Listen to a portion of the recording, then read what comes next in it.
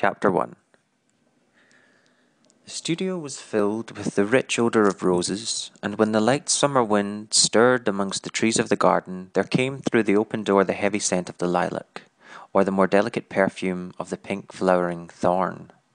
From the corner of the divan of Persian saddlebags on which he was lying, smoking, as was his custom, innumerable cigarettes, Lord Henry Wotton could just catch the gleam of the honey-sweet and honey-coloured blossoms of a laburnum, whose tremulous branches seemed hardly able to bear the burden of a beauty so flame-like as theirs. And now and then the fantastic shadows of birds in flight flitted across the long tussore silk curtains that were stretched in front of the huge window, producing a kind of momentary Japanese effect, and making him think of those pallid, jade-faced painters of Tokyo who, through the medium of an art that is necessarily immobile, seek to convey the sense of swiftness and motion.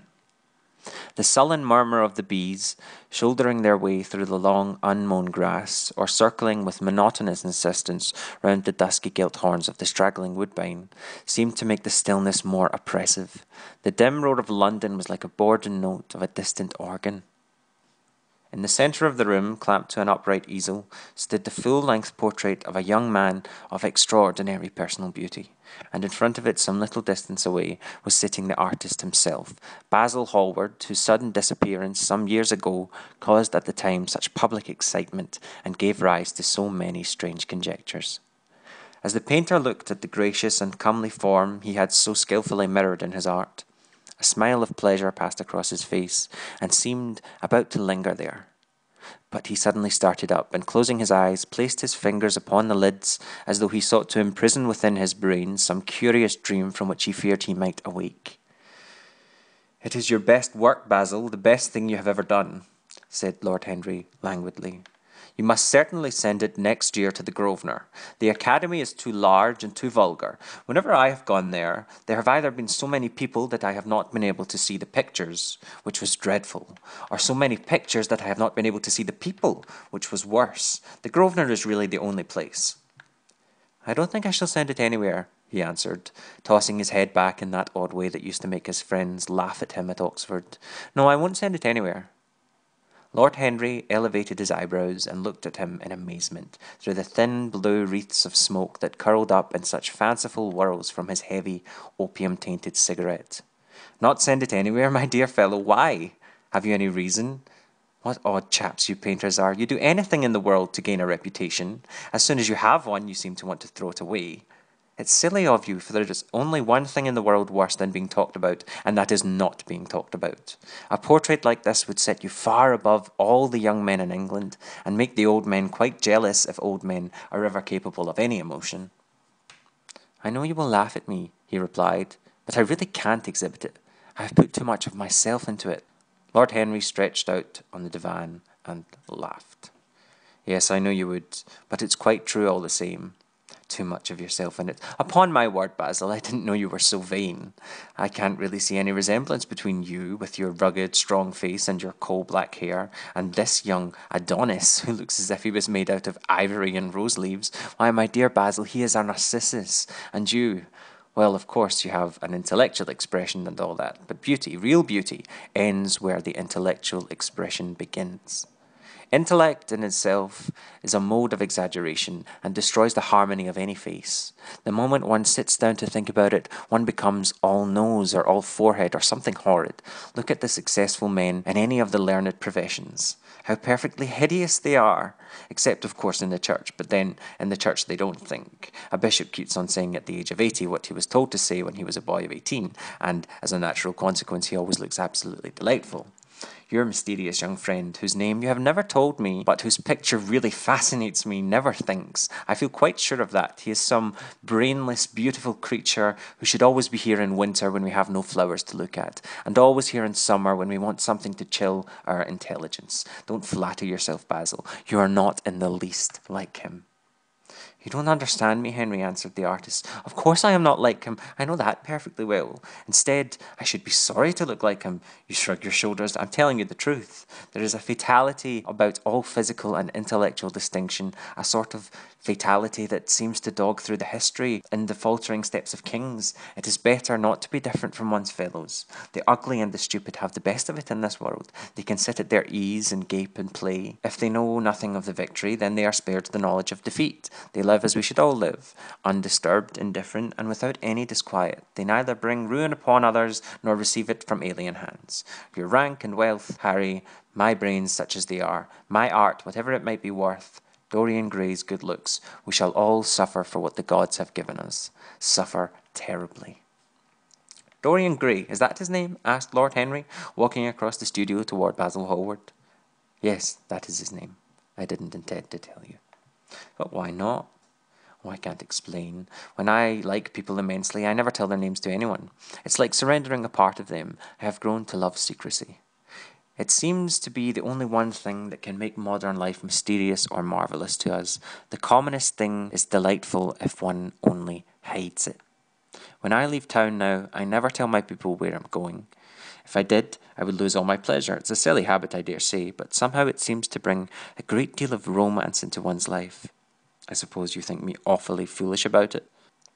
Not at all, answered Lord Henry. Not at all, my dear Basil. You seem to forget that I am married, and the one charm of marriage is that it makes life of deception absolutely necessary for both parties. I never know where my wife is, and my wife never knows what I'm doing. When we do meet occasionally, when we dine out together or go to the Duke's, we tell each other the most absurd stories with the most serious faces.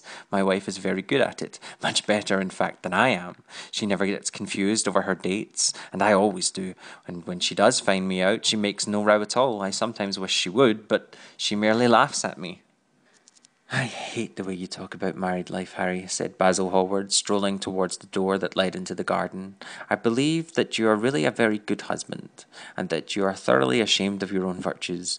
You are an extraordinary fellow. You never say a moral thing, and you never do a wrong thing. Your cynicism is simply a pose. Being natural is simply a pose, the most irritating pose I know, cried Lord Henry, laughing, and the two young men went into the garden together and ensconced themselves on a long bamboo seat that stood in the shade of a tall laurel bush. The sunlight slipped over the polished leaves. In the grass, white daisies were tremulous. After a pause, Lord Henry pulled out his watch. I'm afraid I must be going, he murmured, and before I go, I insist on your answering a question I put to you some time ago. What is that? Said the painter, keeping his eyes fixed on the ground. You know quite well. I do not, Harry. Well, I want you to explain to me why you won't exhibit Dorian Gray's picture. I want the real reason. I told you the real reason. No, you did not. You said it was because there was too much of yourself in it. Now, that is childish. Harry, said Basil Hallward, looking him straight in the face, every portrait that is painted with feeling is a portrait of the artist, not of the sitter. The sitter is mainly the accident, the occasion. It is not he who is revealed by the painter. It is rather the painter who, on the coloured canvas, reveals himself. The reason I will not exhibit this picture is that I am afraid that I have shown in it the secret of my own soul. Lord Henry laughed. And what is that? He asked. I'll tell you, said Hallward, but an expression of perplexity came over his face. I am all expectation, Basil, continued his companion, glancing at him. There is really very little to tell, Harry, answered the painter. I am afraid you will hardly understand it. Perhaps you will hardly believe it. Lord Henry smiled, and leaning down, plucked a pink-petalled daisy from the grass, and examined it. I am quite sure I shall understand it, he replied, gazing intently at the little golden white-feathered disc. And as for believing things, I can believe anything provided that it is quite incredible. The wind shook the blossom from the trees, and the heavy lilac plumes with their clustering stars moved to and fro in the languid air. A grasshopper began to chirrup by the wall, and like a blue thread, a long, thin dragonfly floated past on its own brown gauze wings. Lord Henry felt as if he could hear Basil Hallward's heart beating and wondered what was coming. The story is simply this, said the painter after some time. 2 months ago, I went to a crush at Lady Brandon's. You know, we poor artists have to show ourselves in society from time to time, just to remind the public that we are not savages. With an evening coat and white tie, as you once told me, anybody, even a stockbroker, can gain a reputation for being civilized. Well, after I had been in the room about 10 minutes, talking to huge, overdressed dowagers and tedious academicians, I suddenly became conscious that someone was looking at me. I turned half round and saw Dorian Gray for the first time. When our eyes met, I felt that I was growing pale. A curious sensation of terror came over me. I knew that I had come face to face with someone whose mere personality was so fascinating that if I allowed it to do so, it would absorb my whole nature, my whole soul, my very art itself. I did not want any external influence in my life. You know yourself, Harry, how independent I am by nature. I have always been my own master. Had it at least been so till I met Dorian Gray. Then, but I don't know how to explain it to you, something seemed to tell me that I was on the verge of a terrible crisis in my life. I had a strange feeling that fate had in store for me exquisite joys and exquisite sorrows. I grew afraid and turned to quit the room. It was not conscience that made me do so. It was a sort of cowardice. I take no credit for myself for trying to escape. Conscience and cowardice are really the same things, Basil. Conscience is the trade name of the firm, that is all. I don't believe that, Harry, and neither do you either. However, whatever was my motive, and it may have been pride, for I used to be very proud, I certainly struggled to the door. There, of course, I stumbled against Lady Brandon. "You are not going to run away so soon, Mr. Hallward," she screamed out. You know her curiously shrill voice. "Yes, she is a peacock in everything but beauty," said Lord Henry, pulling the daisies to bits with his long, nervous fingers. I could not get rid of her. She brought me up to the royalties, and the people with stars and garters, and elderly ladies with gigantic tiaras and parrot noses. She spoke of me as her dearest friend. I had only met her once before, but she took it into her head to lionize me. I believe some picture of mine had made a great success at the time, at least had been chattered about in the penny newspapers, which is the 19th century standard of immortality. Suddenly I found myself face to face with the young man whose personality had so strangely stirred me. Quite close, almost touching. Our eyes met again. It was reckless of me, but I asked Lady Brandon to introduce me to him. Perhaps it was not so reckless after all, simply inevitable. We would have spoke to each other without any introduction, I am sure of that. Dorian told me so afterwards. He too felt that we were destined to know each other. "And how did Lady Brandon describe this young wonderful man?" asked his companion. "I know she goes in for giving a rapid précis of all her guests. I remember her bringing me up to a truculent and red-faced old gentleman covered all over with orders and ribbons, and hissing into my ear in a tragic whisper which must have been perfectly audible to everybody in the room the most astounding details. I simply fled. I like to find out people for myself, but Lady Brandon treats her guests exactly as an auctioneer treats his goods. She neither explains them entirely away, or tells one everything about them except what one wants to know." "Poor Lady Brandon, you're hard on her, Harry," said Hallward listlessly. "My dear fellow, she tried to found a salon, and only succeeded in opening a restaurant. How could I admire her? But tell me, what did she say about Mr. Dorian Gray?" "Oh, something like, 'Charming boy. Poor dear mother and I, absolutely inseparable. Quite forget what he does. Afraid he doesn't do anything. Oh yes, plays the piano, or is it the violin, dear Mr. Gray?' Neither of us could help laughing, and we became friends at once. Laughter is not at all a bad beginning for a friendship, and it is far the best ending for one," said the young lord, plucking another daisy. Hallward shook his head. "You don't understand what friendship is, Harry," he murmured, "or what enmity is for that matter. You like everyone, that is to say, you're indifferent to everyone." "How horribly unjust of you," cried Lord Henry, tilting his hat back and looking up at the little clouds that, like ravelled skins of glossy white skin, were drifting across the hollowed turquoise of the summer sky. "Yes, horribly unjust of you. I make a great difference between people. I choose my friends for their good looks, my acquaintances for their good characters, and my enemies for their good intellects. A man cannot be too careful in the choice of his enemies. I have not got one who is a fool. They are all men of some intellectual power, and consequently they all appreciate me." "Is that very vain of me?" "I think it is rather vain." I should think it was Harry, but according to your category, I must merely be an acquaintance. My dear Basil, you're much more than an acquaintance, and much less than a friend. A sort of brother, I suppose. Oh, brothers. I don't care for brothers. My elder brother won't die, and my younger brother never seems to do anything else. Harry! Exclaimed Hallward, frowning. My dear fellow, I am not quite serious, but I can't help detesting my relations. I suppose it comes from the fact that none of us can stand other people having the same faults as ourselves. I quite sympathise with the rage of English democracy against what they call vices of the upper orders. The masses feel that drunkenness, stupidity, and immorality should be their own special property, and that if any one of us makes an ass of himself, he is poaching on their preserves. When poor Southwark got into the divorce court, their indignation was quite magnificent, and yet I don't suppose that 10% of the proletariat lived correctly. I don't agree with a single word that you've said, and what is more, Harry, I feel sure that you don't either. Lord Henry stroked his pointed brown beard and tapped the toe of his patent leather boot with a tasselled ebony cane. How English you are, Basil. That is the second time you have made that observation.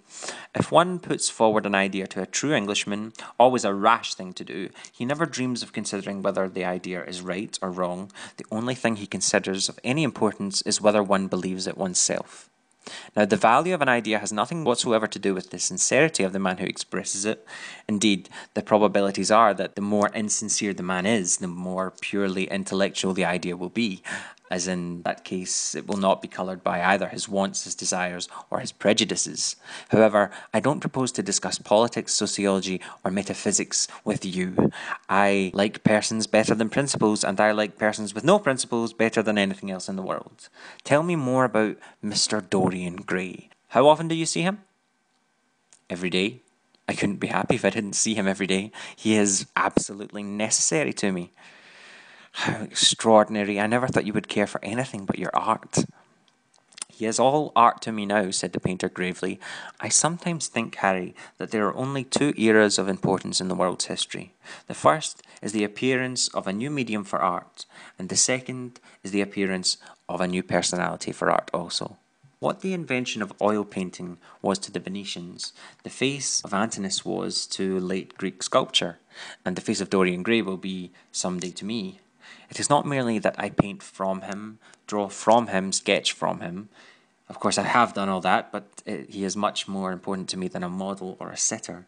I won't tell you that I am dissatisfied with what I have done of him, or that his beauty is such that art cannot express it. There is nothing that art cannot express, and I know that the work I have done since I met Dorian Gray is good work, is the best work of my life, but in some curious way, I wonder will you understand me. His personality has suggested to me an entirely new manner of art, an entirely new mode of style. I see things differently. I think of them differently. I can now recreate life in a way that was hidden from me before. A dream of form in days of thought. Who is it who says that? I forget. But it is what Dorian Gray has been to me. The mere visible presence of this lad, for he seems to me little more than a lad, though he is really over 20. His mere visible presence, I wonder can you realise all that means?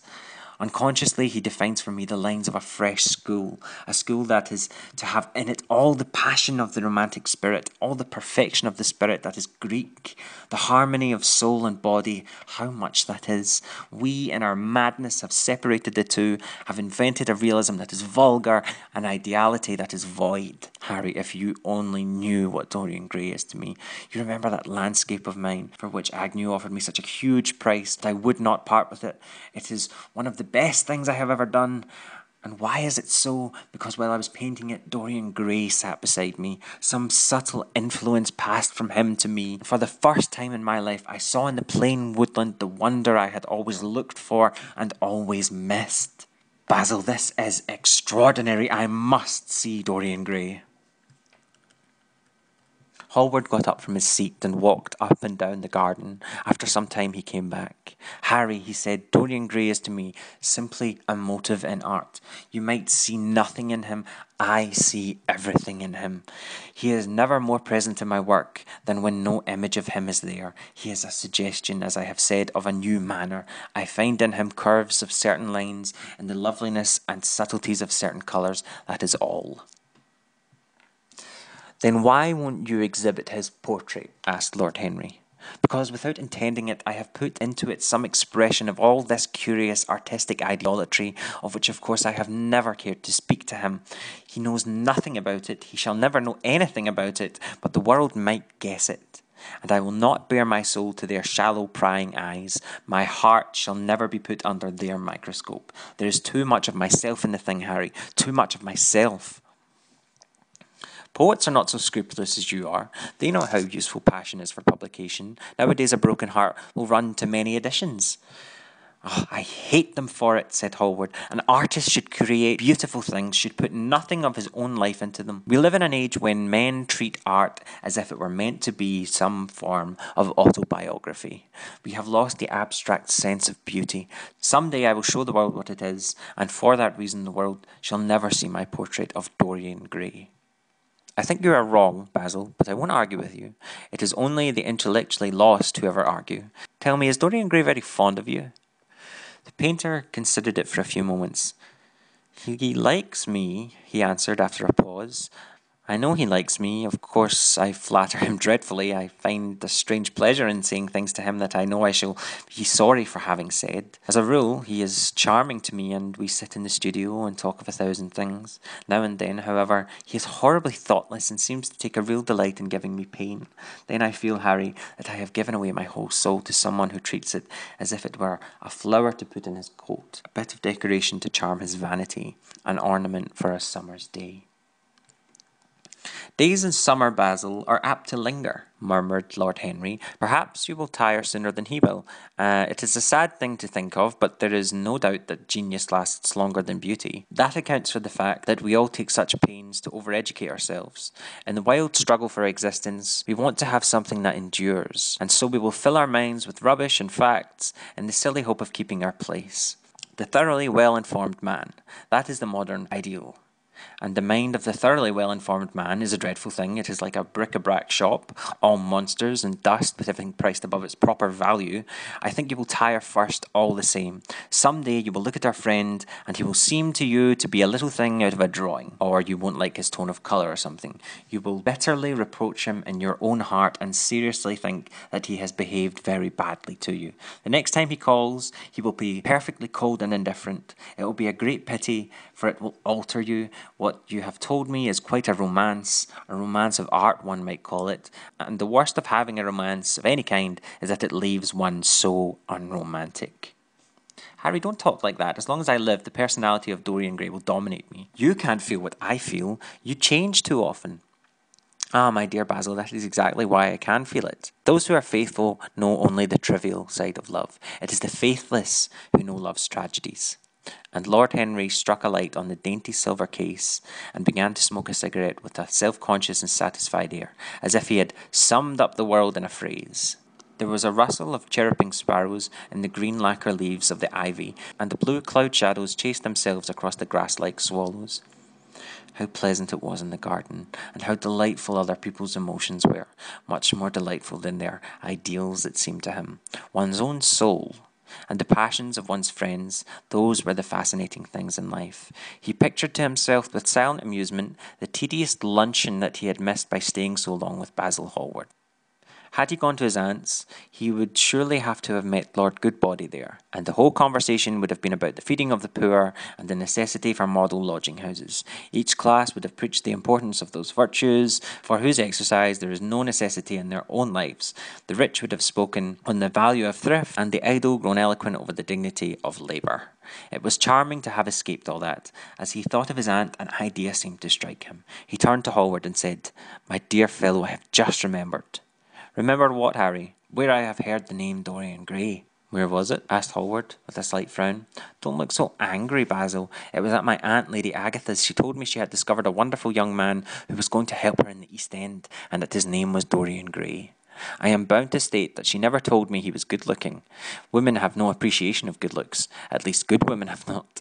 She said that he was very earnest and had a beautiful nature. I at once pictured to myself a creature with spectacles and lank hair, horribly freckled, and tramping about on huge feet. I wish I had known it was your friend." "I am very glad you didn't, Harry." "Why?" "I don't want you to meet him." You don't want me to meet him? No. Mr. Dorian Gray is on the studio, sir, said the butler, coming into the garden. You must introduce me now, said Lord Henry, laughing. The painter turned to his servant, who stood blinking in the sunlight. Ask Mr. Gray to wait, Parker. I shall be in a few moments. The man bowed and went up the walk. Then he looked at Lord Henry. Dorian Gray is my dearest friend, he said. He has a simple and beautiful nature. Your aunt was quite right in what she said about him. Don't spoil him. Don't try to influence him. Your influence would be bad. The world is wide and has many marvellous people in it. Don't take him away from me, the one person who gives to my art, whatever charm it possesses. My life as an artist depends on him. Mind, Harry, I trust you. He spoke very softly, and the words seemed wrung out of him, almost against his will. What nonsense you talk, said Lord Henry, smiling and taking Hallward by the arm. He almost led him into the house.